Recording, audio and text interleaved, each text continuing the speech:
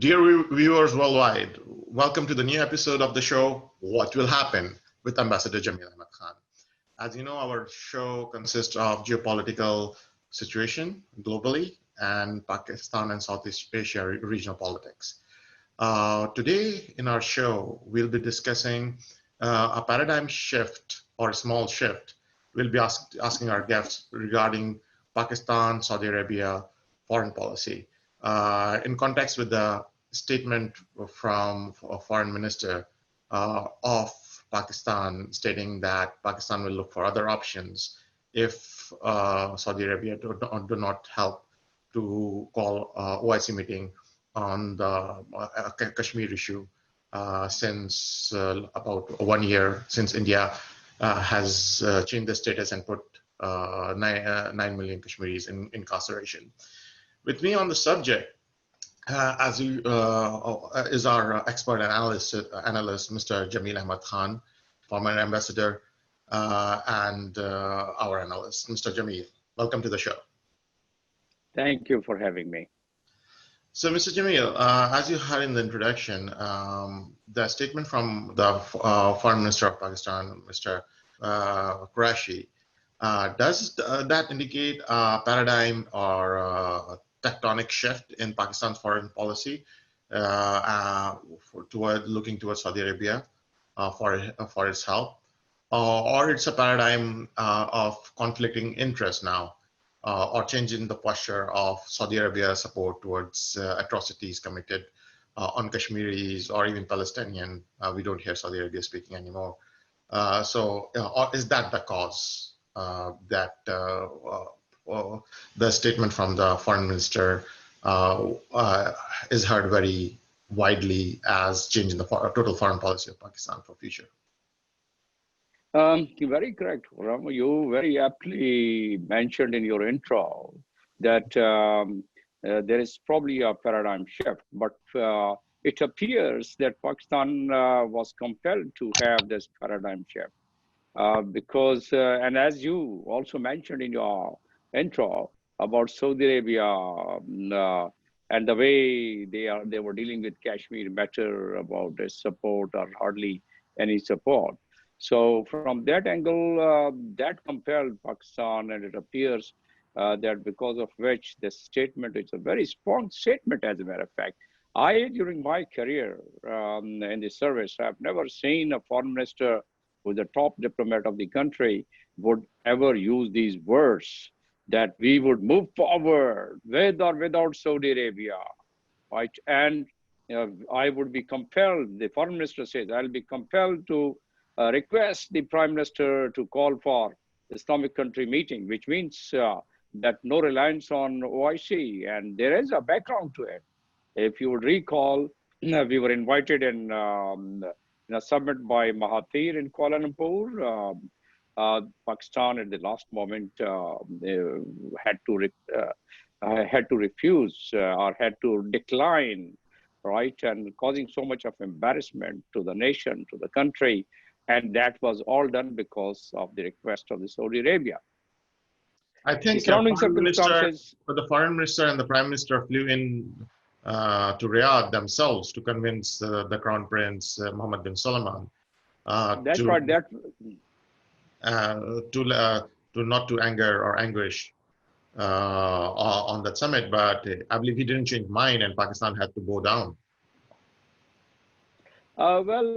Pakistan had their own surrounding circumstances at that time, and our leadership at that time perhaps thought that that was the appropriate step. But the unfolding scenario and situation has now indicated that the initial decision of the Prime Minister of going for the Kuala Lumpur summit, not only that, but during the last year's General Assembly session, Prime Minister Imran Khan and Mahathir Mohammed plus Erdogan, they were the three people, and Prime Minister Imran Khan was vehemently in favor of calling for this meeting. Rather, he was one of the initiator of it. And now the unfolding situation has suggested, or is a very clear manifestation of the initial thought of the Prime Minister Imran Khan that was correct, and declining from summit had really caused an embarrassment at that time. And the president of the Turkey, Mr. Erdogan, had to say it publicly that Pakistan had its own compulsion because they have taken money loan from Saudi Arabia, and that's why they had to stop because of Saudi Arabia. So wouldn't this be called another U-turn by Imran Khan government? This time on foreign policy? Well, in a layman term, probably it will be taken that way, but I would describe it in a different manner. Any country, for that matter, their foreign policy, it all depends how strong you are within your own country. And if you are economically in a very dismal situation, then how do you expect your prime minister or your foreign minister or your ambassador, for that matter, or if you have your internal situation not that strong, then obviously the diplomats would not be able to paint something totally different picture. If you look into the contention of this, the basic contention is simple. OIC has not been calling a foreign minister level conference on Kashmir since 1 year since India cancelled Article 370 and the atrocities afterwards, which followed by Indian Army in Kashmir. There has been some statements in here and there, but on Pakistan, demand was never met to call a foreign minister level conference on Kashmir. So what is keeping Saudi Arabia for calling a conference? This conference is just market access to India. They are afraid of that, or there's something more to it?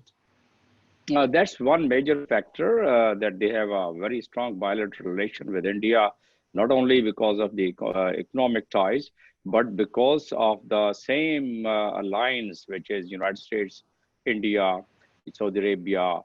They are with the US alliance. So the alliance is all the same. That means the geostrategic interest is the same. So it's not just a market access for Saudi Arabian oil to India. That's why Saudi Arabia is keeping it back. If you want me to quantify, although in diplomacy we were always suggested and advised that we should not quantify, but for the easy understanding of your viewer, if you allow me to quantify about the economic factor versus the geopolitical factor, I would say it's geopolitical factor prevails upon the economic factor. And if we say economic factor, if it's about 30%, 25-30%, the remaining is all geopolitical compulsions of Saudi Arabia. And not only that, you mentioned about the OIC. Saudi Arabia, of course, has the headquarters and has the control of OIC right from the very beginning. So right from the very beginning, there were two cardinal points of on the OIC agenda. That one was Palestine, the second was Kashmir. All right, both these issues are still the way it was. And by the way, OIC is not a very small group or a bloc. OIC is the biggest bloc after United Nations, right? And if they want today, they can really move and shake the United Nations forums like General Assembly and the Security Council. So OIC exists from last 40 years. The argument against the OIC is OIC. That everybody they always say OIC. But if you look into the gist of it, the formation, the leadership of the OIC is held by the countries which were literally handpicked by the colonial powers when they were leaving. The Al Saud, the King of Jordan is still the same place. Egypt government has always been either with the Soviets or with the help of Soviets have been there, or with the help of the Americans. The only government which came without any help by the people was long gone. That I'm referring to the Morsi's government of a year and a half, and the Morsi is dead even. So we know the control on this region by regional power, how strong the control is. So does it mean that the global power, namely America, as a head of it, does not want the Kashmir issue to be highlighted at any forum anymore, or it's just Saudi Arabia's own decision? That is the only question left. to be answered in the Very straight answer. And the previous, if we see the background of the OIC proceedings and all previous proceedings, the very fact which is the basis of the statement by the Foreign Minister of Pakistan, Shah Mahmood Qureshi, of the statement what you are discussing today, the basic and fundamental reason is that Saudi Arabia was almost blocking that meeting of the Council of Ministers. Right. This is such an important thing, the Kashmir issue, that the Human Rights Commission of United Nations, right, has issued 2 yearly reports, and in both reports, they have mentioned about all atrocities and human rights violation and discrimination and the violation of Security Council resolution and the violation of the fundamental rights and the violation of the fair trial and the violation of all laid down procedures under the human rights and the law of India and the international law. They have mentioned everything in it. Besides that, just I'll complete in 2 more minutes. Despite that, the Saudi Arabia did not call for the simple meeting which they are mandated to call according to the charter of this OIC. Right, and if according to the charter, if they don't call meeting, they are violating the charter by itself. Meeting means it's yearly meeting; it has to be called. Now that was quite frustrating for Pakistan, and not only for Pakistan, but for some of the members like Malaysia and like Turkey and some other members. So that, but your fundamental question, your question is very important, and that question is: Saudi Arabia is doing it on its own, and if it's doing it on its own, why should they not work in the interest of the Kashmiri people who are not only same religion, but they are the human rights violation. But why are not they doing it? My analysis goes to that level, to that depth. They are not doing it because they are in the same alliance, and that alliance I just mentioned is US, India, Philippines, Australia, Japan, and then Saudi Arabia, the Gulf countries, and so on. So therefore, they and then whatever OIC has done so far, I'll give you another example, which is a example which should be enough to explain to what extent OIC has been instrumental in solving and resolving the problem of the Muslim or the member countries for that matter. That is the shifting of the embassy of United States and few more embassies from Tel Aviv to Jerusalem, which was against the Security Council resolution and which was against the emotions of the entire Muslim countries. And the OIC as well. And OIC did not. And at that time, a summit was called. The important thing is a summit of the head of states, head of government, and the kings were called.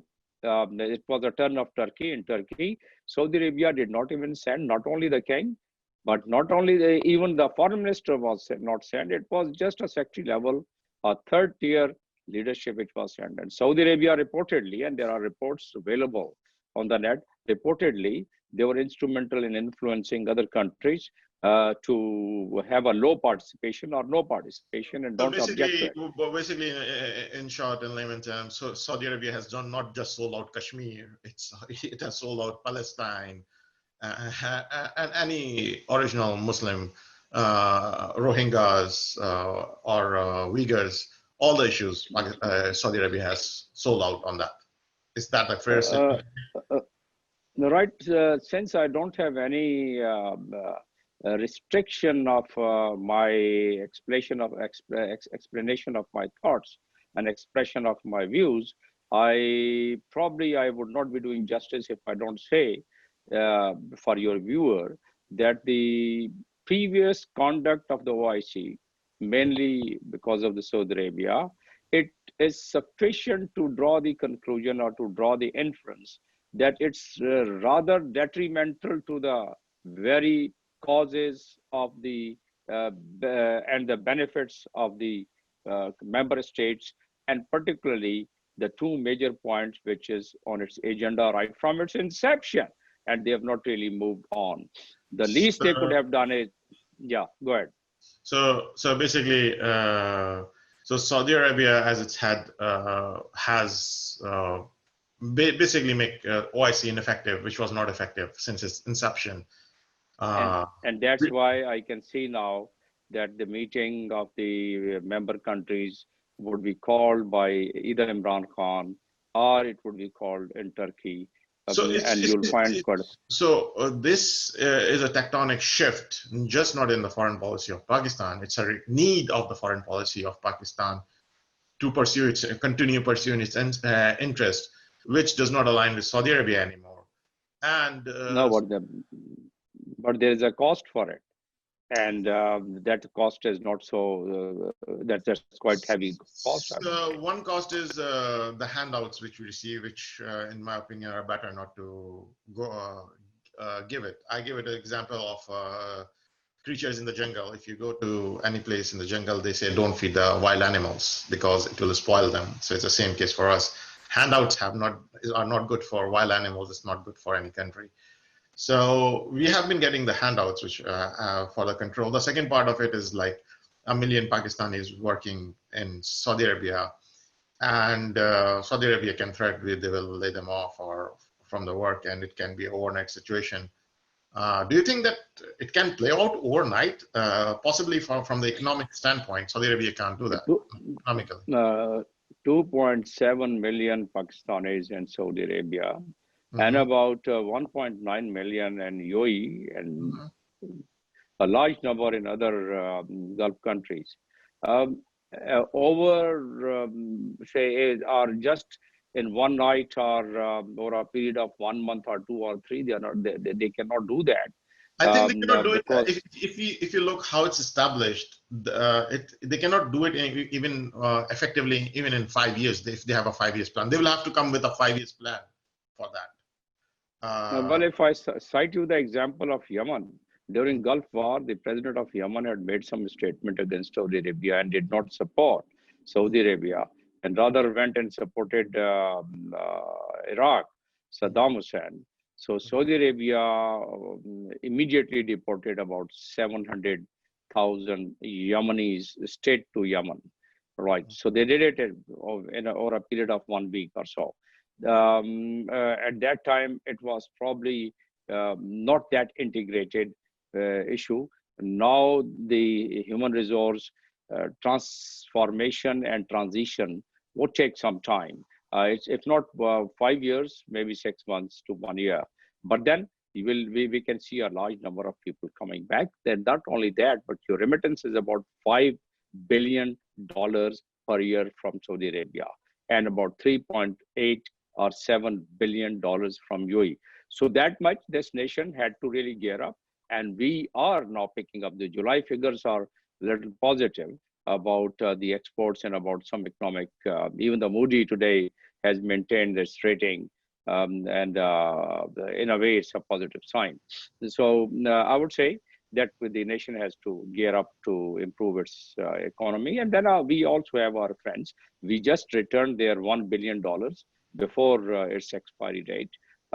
So I think the government has already catered for it once they issued this very unprecedented statement. Normally, this statement cannot be given just at the spur of the moment. It was given from the Foreign Office. It was well-prepared statement, and therefore, there is a preparation of all what I'm mentioning about the economic aspect. There has been no obvious reaction from the Saudi side. Have there been any statements, or is there any reaction, or is there under the table diplomacy going on right now? Expected reaction that they would not renew the deferred payment oil. Fine enough. I think we'll have a little difficulty, but at the same time, our friends are going to help cheap. us. Oil is cheap, so our bill will be low. Cheap. That's right. So that is one, and plus their $3 billion credit at the State Bank. That $1 billion is returned, and the others. Other 2 billion can be returned very conveniently. Under these circumstances, look, the point is that for the last 70 years, if this problem, and since the inception of OIC, if the Kashmir problem stays like that, then that's a heavy cost for Pakistan, much more than $6 billion. All right. So I think they've taken a right decision, and then this government has taken this decision totally out of the box. Probably even the military government in the previous years could not do that. Now it appears, and I would connect it, and this is purely my analysis, and that people can have their own opinion and even disagree with it, that the geostrategic and geopolitical shift in this region, and I'll just give the indicators here, and at some other stage, I'll be able to, you can ask me and we'll explain and we'll discuss as a separate topic. Now, why this very straightforward decision, which is normally not taken in the diplomatic arena, has taken? Because, as I said, the geopolitical and geostrategical situation, and my indicator here is the CPEC, my indicator here is Ladakh, my indicator here is China, and my indicator here is the threat to the CPEC, vulnerability to the CPEC. If India stays there at Daulat Beg and stays there in Kashmir and start making a stronghold, start changing the dynamics of the Kashmiri people and the demography of the Kashmiri people, at that time they will have enough strength to, at some future stage, or even think at some near future stage, to impact or influence the CPEC and this BRI whole plan. So I think we have that much of support of the bloc to cater for it at this particular stage. I would connect this point to that level, and therefore now I don't think that in the coming few months there is any retrieval from the points which and then of course Iran is our neighbor. We've been unnecessarily annoying Iran from in all previous years after Shah. So that, I think Iran has been annoying us as well. It won't be a fair statement too. That's right, but there was a reason for Iran, and there was a reason. Attacks, a lot of them originated from Iran. Fine enough, but there was there's a shift now. Iran now is aligned. It's not aligned with India. It's just changing its shift. So once they would not remain aligned with India, they would not be. So towards the conclusion, if I sum it up in three statements, that this paradigm shift was necessary for Pakistan, and even if it leads to isolation with the Gulf states, for longer term, it can be a short-term pain for Pakistani economy. But a short-term pain to us, but a long-term pain to Gulf states themselves and to their security. Yes. Pakistan was the main guarantor of their security. They understand that. So do you think Pakistan has some deployed brigade? We keep hearing about this. How true it is? We have a huge number of people, about 25,000 troops in Saudi Arabia, and we can recall them anytime. And perhaps there is some movement going on already. Okay, we have 25 for that, which is a brigade almost, right? Plus, brigade plus. Brigade plus. Okay, so a conclusion is it can be agonizing, but that's what the Pakistani foreign policy looks like, and it seems to be a step in the right direction.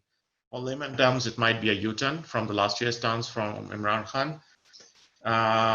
But the second part is, can I make a prediction which is antiquated to our show, is there will be no OIC in next 1 year?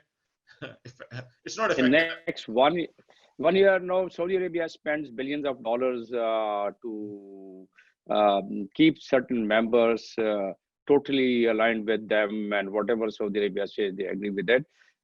Most of the poor and African countries, small countries. So if not 1 year, then the coming 5 years, probably they'd lose its importance. But at the same time, even if there's a new bloc which is supposed to be emerging soon, there's some homework done, and that is only registered with the United Nations under Chapter 8. That has its own strength. I'll describe it in your probably next program sometime, because I'll stretch my point if I start linking it with Pakistan might be registering another organization under United Nations Charter. It has to be that way. You can't make a bloc. You can't make a group which would have its value unless you unless you form it under Chapter 8, like all other sub blocks and the blocks in the like the GCC, like the European Union, like NATO, like SADC. All are and the last statement we can make on this point, that Saudi Arabia has officially sold out all the bigger Muslim interests like Kashmir, Palestine, Rohingya, for some to just keep it, the kingdom can keep its power to the family of Saud uh, and continue to stay in power. That seems to be the only reason that they are ready to sell out everything, all the Muslim interest, for their own sake. Would that be the right statement Uh, to make? well, I would describe it in a way that yes, Saudi Which is Arabia more is aligned diplomatic, with not certain blunt like countries. me. That's true, because those are very harsh words which I would probably be reluctant in using. But that's right, the sense is the same. I have done my Hajj, so I don't have to go back anytime soon. Okay, Okay, right, that way it's all right. so with that, we'll be concluding. Any last words before we close, Mr. Jamil? Well, now we have to really be very aggressive in our diplomacy after this new paradigm shift, as you said. So, therefore, this nation has to make themselves strong, should not really lose its heart, because Kashmir matter is very close to our heart and mind, and we have to really pursue it to its last end. And Okay. therefore, this new alignment. So with that, our show on Saudi-Pakistan paradigm shift in the foreign relationships is coming to conclusion. Viewers, thanks for following us up. We just started 3 weeks back. We have a lot of feedback from you. And one of the feedbacks, which is compelling us to change the format of the program, is that since most of our program and viewers are based in South Asia, Pakistan, and adjacent countries, and they understand Urdu much better than English, so they want us to make the show in Urdu. So next of our shows will be in Urdu, and what will happen is the name of the show with Mr. Jamil Ahmed Khan. We'll keep the same name or we'll make it Kya Hoga? So with Ambassador Jamil. So stay tuned, and most likely our coming shows with our editorial team will finalize this discussion will be in Urdu language. Thank you.